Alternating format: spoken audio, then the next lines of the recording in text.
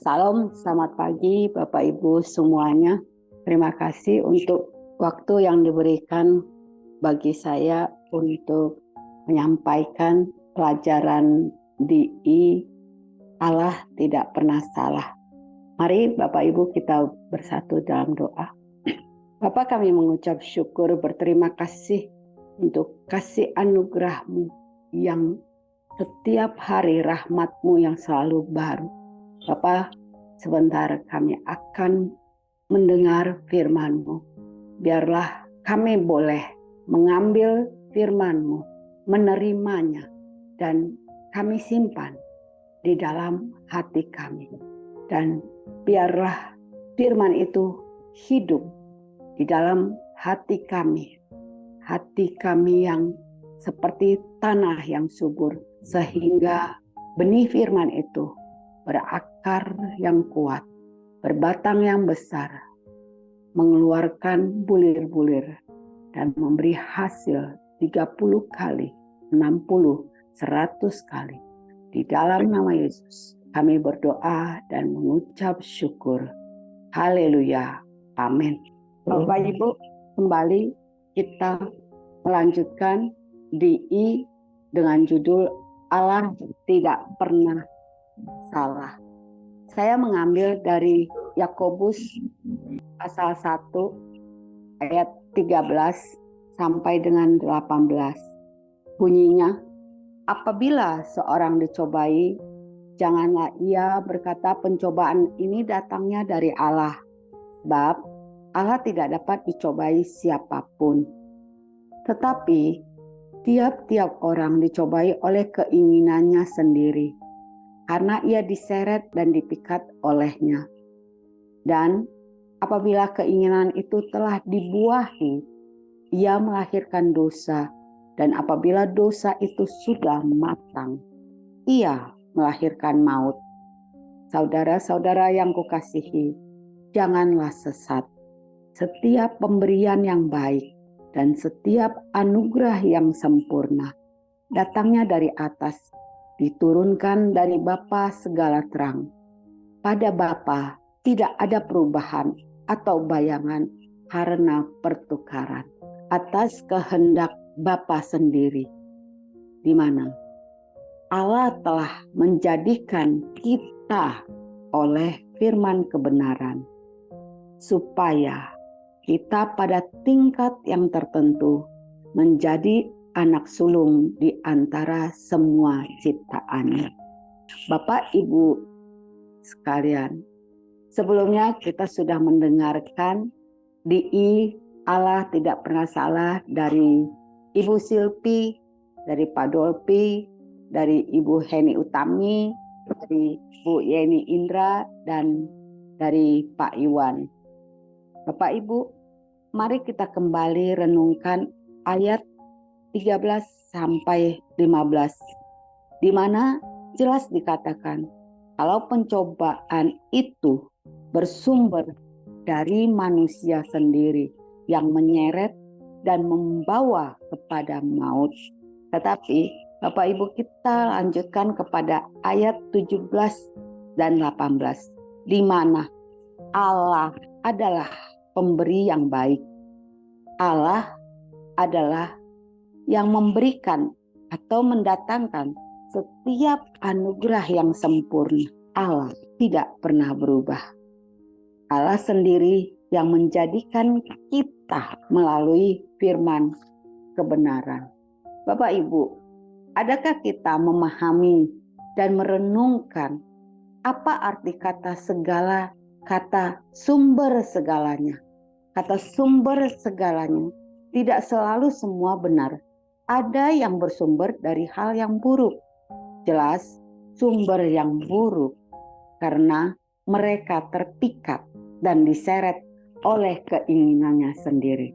Jadi sumber yang buruk kan berasal dari Allah. Mengapa banyak orang lebih dominan melihat cara pandang yang negatif?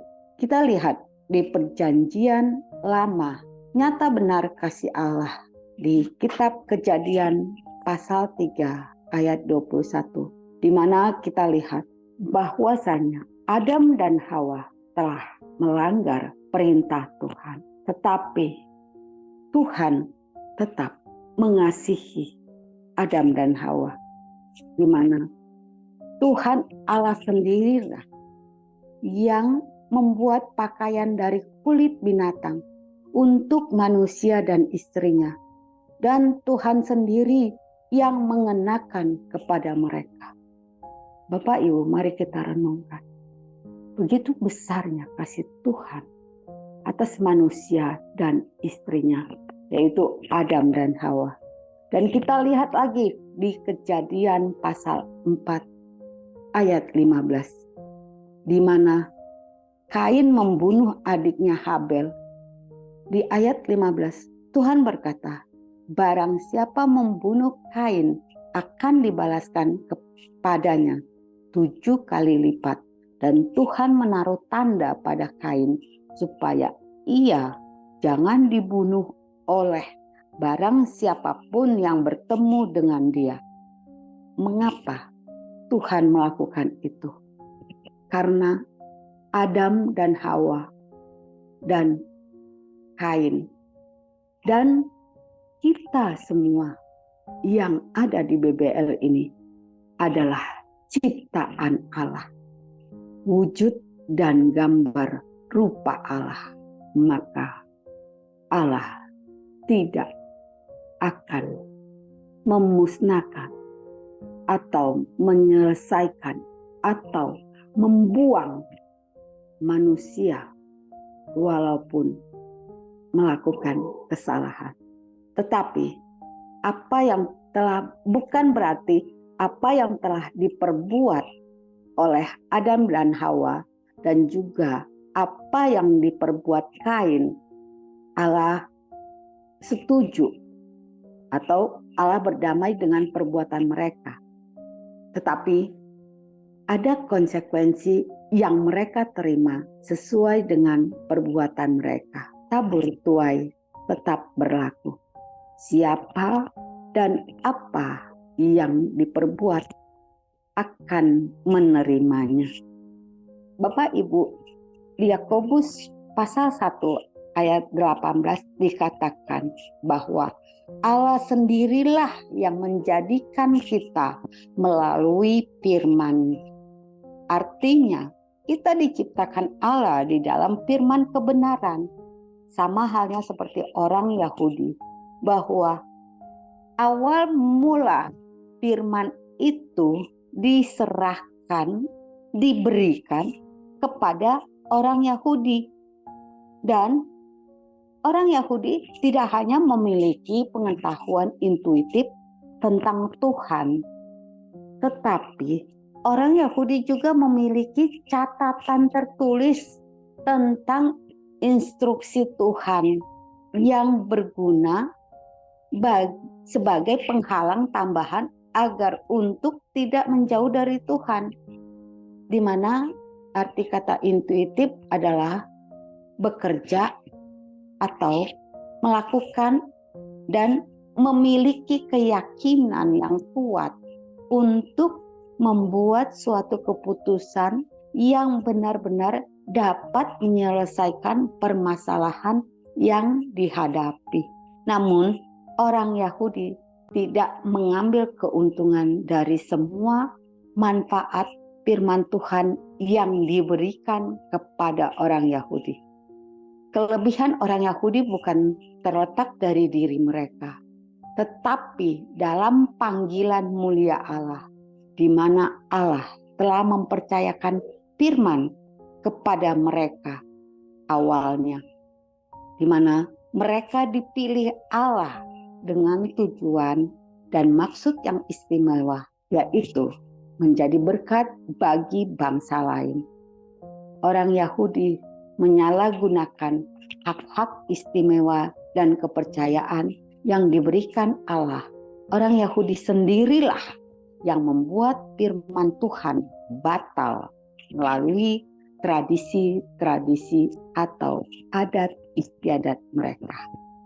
Demikian juga kita sepatutnya mengatakan Allah tidak pernah salah.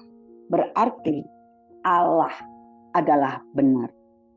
Di Roma pasal 1 ayat 17 dikatakan, sebab di dalamnya nyata kebenaran Allah yang bertolak dari iman dan memimpin kepada iman. Seperti ada tertulis, orang benar hidup oleh iman. Bapak Ibu, kebenaran Allah tidak bisa diperoleh dengan usaha kita sendiri. Hanya bisa diperoleh melalui iman. Dan Roh Kuduslah yang menyatakan kebenaran Allah. Allah juga menyatakan pewahyuan yang intuitif kepada setiap orang untuk menggambarkan sejauh mana Tuhan telah menyatakan dirinya kepada umat manusia. Allah tidak memandang bulu. Allah tidak pilih kasih untuk menyatakan pewahyuan intuitif keilahiannya. Allah memberikan kepada semua ciptaannya. Bapak Ibu, Tuhan memang pada awalnya menyatakannya kepada orang Yahudi, tetapi Tuhan juga menyatakannya kepada semua umatnya, bahwa setiap orang yang pernah hidup di muka bumi ini telah memiliki pewahyuan tentang Tuhan yang jelas dan juga memberi pengertian untuk menggunakan pengetahuan. Jadi tidak seorang pun akan mampu berdiri di hadapan Tuhan pada hari penghakiman dan berkata bahwa Tuhan tidak adil. Tetapi manusia menyimpang dari pewahyuan intuitif tentang sifat ilahinya Allah. Yang dikatakan Bapak Ibu, yang dikatakan menyimpang dari Allah artinya mereka gagal memuliakan Allah. Dengan kata lain, mereka menempatkan nilai tinggi pada sesuatu selain Allah. Semua orang hidup memiliki Tuhan dan menyatakan dirinya, tetapi setiap pewahyuan tersebut tidak selalu diterima. Ya, setiap individu memiliki kebebasan memilih, dan banyak orang tidak memiliki pewahyuan. Bapak Ibu, kedudukan yang benar di hadapan Allah datang semata-mata melalui iman kepada Yesus sebagai juru selamat kita. Kasih karunia hanya dapat dicampur oleh iman. Maka satu hal yang diperlukan untuk menjadi benar di hadapan Allah adalah iman dalam apa yang Yesus telah lakukan bagi kita. Maka baiklah kita tetap melakukan perjalanan kita dengan Tuhan melalui iman di dalam kasih karunia-Nya. Sebagai ayat penutup saya ambil dari kitab Roma pasal 5 ayat 10. Sebab jikalau kita masih seteru diperdamaikan dengan Allah oleh kematian anaknya, lebih-lebih kita yang sekarang telah diperdamaikan pasti akan diselamatkan oleh hidupnya. Bapak Ibu, inilah janji-janji Tuhan. Inilah firman yang dinyatakan kepada kita. Dan firman itu benar. Terima kasih. Tuhan Yesus memberkati.